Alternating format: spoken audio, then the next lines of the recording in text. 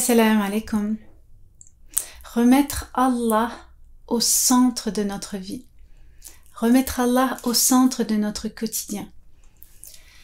Allah subhanahu wa ta'ala, il nous dit dans Surat Ad-Dariyat, وَمَا خَلَقْتُ الْجِنَّ وَالْإِنسَ إِلَّا لِيَعْبُدُونَ. Je n'ai créé les djinns et les hommes que pour m'adorer. La seule et unique raison de notre création, c'est d'adorer Allah subhanahu wa ta'ala. D'adorer Allah subhanahu wa ta'ala, pas comme nous le voulons, mais comme lui nous a demandé de l'adorer. Et donc pour l'adorer, nous avons besoin de le connaître. De le connaître à travers ses noms et attributs. Et de quelle manière Allah subhanahu wa ta'ala s'est présenté à nous. Il s'est présenté à nous à travers sa miséricorde. Allah nous parle de sa miséricorde dans tout le Coran. Toutes les sourates du Coran, à part celle du repentir, commencent par Bismillahirrahmanirrahim. Plus de 17 fois par jour, vous récitez cette formule. Bismillahirrahmanirrahim. À chaque fin de verset, vous trouvez toujours cet indicateur de sa rahma, dans son pardon, dans sa clémence, dans sa facilité à nous faciliter les choses. Lorsque vous étudiez le Coran, vous voyez bien quand vous le lisez, quand Allah subhanahu wa ta'ala nous parle du paradis, pour nous encourager à avoir des actions de bien, eh bien, tout ce qui est décrit dans le Coran concernant le paradis, vous voyez bien que ce sont des choses qui, à l'échelle humaine, viennent, on arrive à les comprendre. Mais le paradis, c'est un endroit qu'aucun œil n'a vu, qu'aucun esprit ne peut imaginer. Et Allah subhanahu wa ta'ala l'a décrit avec notre dimension humaine parce qu'on ne serait même pas capable de pouvoir imaginer la grandeur de cet endroit. Quand Allah subhanahu wa ta'ala nous parle de sol qui est fait de rubis, vous arrivez à vous imaginer? C'est très difficile, c'est très compliqué, c'est quelque chose qu'on n'a jamais vu. On a beau essayer de s'imaginer, jamais vous ne le pourrez. La grandeur des palais, la grandeur du paradis, toutes ces choses-là, c'est des choses qui nous dépassent, qui dépassent notre compréhension. Et ensuite, Allah subhanahu wa ta'ala nous parle de l'enfer. Quand il nous parle de l'enfer, c'est la même chose, il nous parle avec des choses que l'on pourrait comprendre. Mais c'est des choses tellement terribles qu'on ne peut imaginer aussi. Et quand vous voyez qu'Allah subhanahu wa ta'ala nous parle du paradis, il nous parle de l'enfer après. Et quand il nous parle d'enfer, il nous parle du paradis après.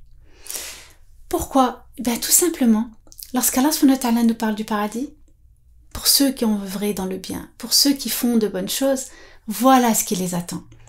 Mais attention, pour ceux qui dévient de la voie, voilà ce qui risque de leur arriver.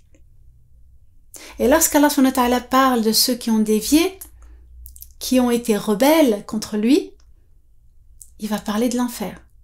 Mais tout de suite après, il va parler du paradis en disant que, et c'est comme ça que vous devez le comprendre, que quelles que soient les erreurs que vous avez faites, vous pouvez toujours revenir à Allah subhanahu wa ta'ala. Parce qu'Allah est clément, pardonneur, il est miséricordieux. Et la seule chose qu'il attend des êtres humains, la seule chose qu'il attend des croyants, de ceux qui ont fait des erreurs, c'est de revenir à lui. Et qu'il n'y a pas une erreur qui ne peut être pardonnée en revenant à Allah subhanahu wa ta'ala. Donc, dans un hadith qudsi, Allah subhanahu wa ta'ala, il nous dit que quelles que soient les erreurs que font les fils d'Adam, ne serait-ce aussi nombreuses que l'écume de la mer. S'il venait me demander pardon, avec sincérité, je lui pardonnerai, sans que ça ne change rien à ce que je possède.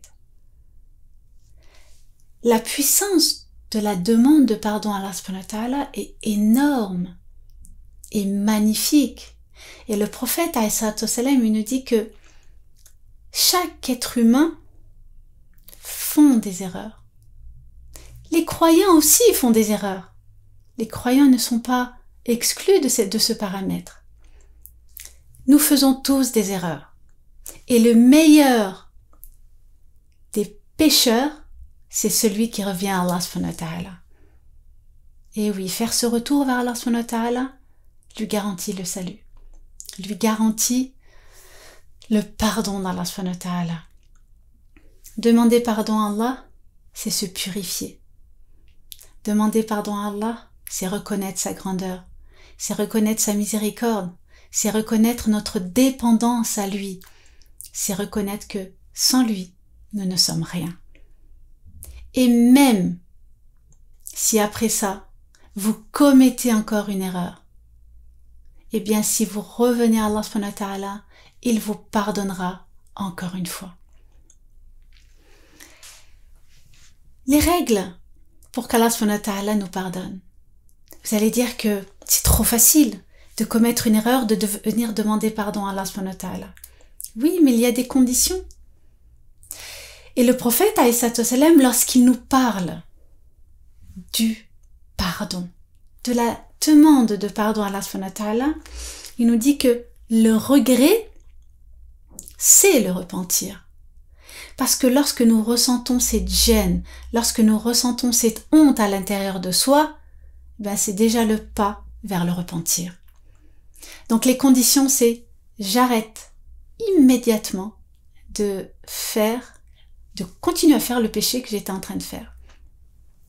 Je suis déterminée à ne plus y revenir. Donc je suis ferme dans cette sincérité. C'est vraiment un acte sincère vers Allah subhanahu wa ta'ala. Regretter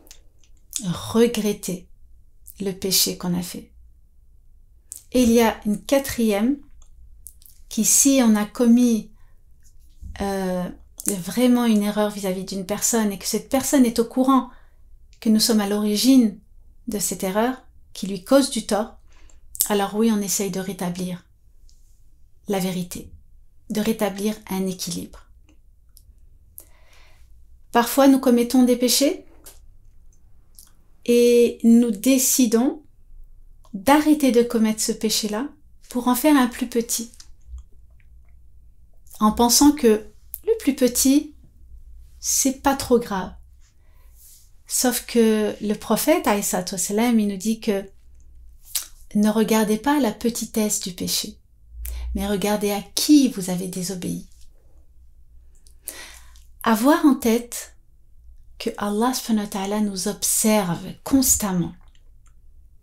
Nous devons avoir cette présence d'esprit de comprendre que lorsqu'on va commettre une erreur, eh bien d'avoir ce déclic.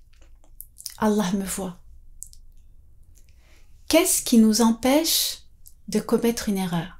Qu'est-ce qui nous empêche d'être injuste avec les gens, si ce n'est la crainte d'Allah? Donc vous voyez à quel point il est très important de prendre conscience de la grandeur, de la miséricorde d'Allah subhanahu wa ta'ala.